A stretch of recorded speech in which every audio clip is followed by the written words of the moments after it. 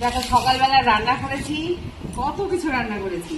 কলমি শাক, চাল কুমড়ো ভাজা, তারপর হচ্ছে চাল কুমড়োর ডাটা দিয়ে ডাল, মুসুর ডাল করেছি।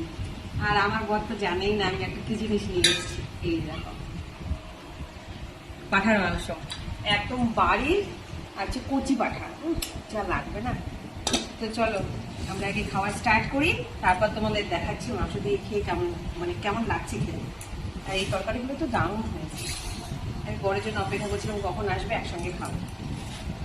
চলো খাই, তারপর মাংস দিয়ে খাচ্ছি সেটাও তোমাদের দেখাবো।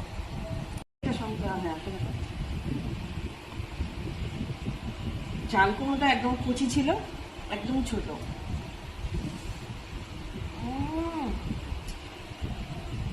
এই যে একটু ডাল দিয়ে খাই, আমার পর সবজি খেতে যায় না, তাই এই কাজ করি ডালে।